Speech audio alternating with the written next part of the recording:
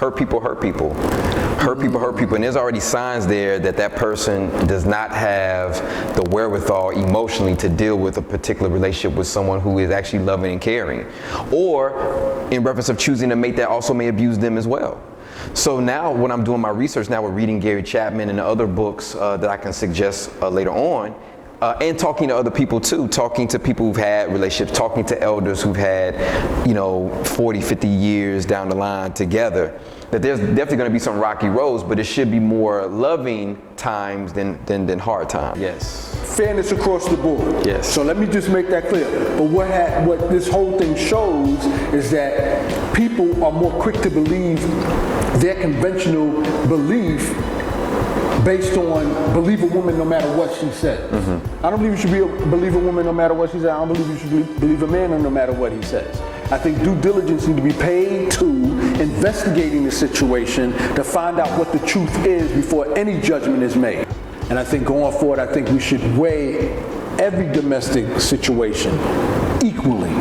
If a woman says she's been abused, then we should weigh that. We shouldn't make it light of it. We should look into it. We should investigate.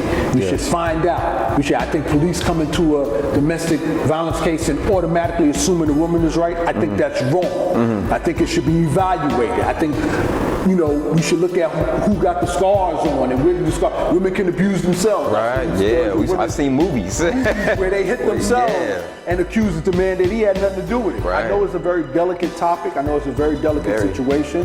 But I think it's not fair if we put ourselves in another person's shoes to just assume that this person is right just on what they say without doing an investigation. I think we should look into men can be physically abused too. Mm-hmm. Not because they're weak or not because they're punks, but because of the love and respect that they have for the woman, because maybe their mother had a big influence on their lives, and that's why they view women that way. That's where we have to really call upon people who have had healthy relationships and stop going off these people who've had toxic relationships and basing our relationships off what they're going through. Somebody abusing you or talking down to you, that's not normal. That's a deficiency, and you should separate yourself from that person until they get themselves together, whether it be through counseling, whether it be through therapy, whether it be through recognizing the trauma or certain traumas or deficiencies that they have and being able to deal with that stuff.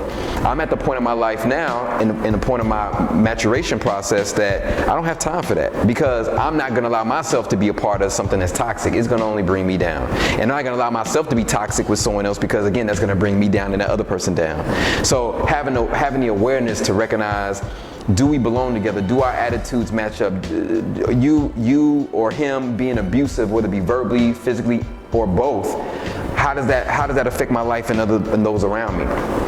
Is it truly worth it, right? Is it truly worth it for me to spend time with this person and be abused, to look down upon myself and to treat myself like crap? It's not. It's never a time for that. It's never worth it for that.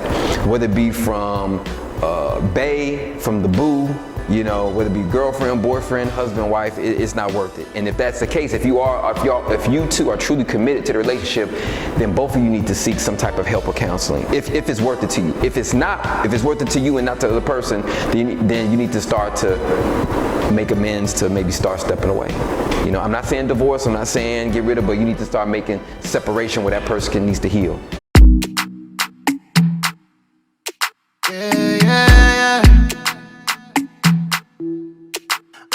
Baby, yeah.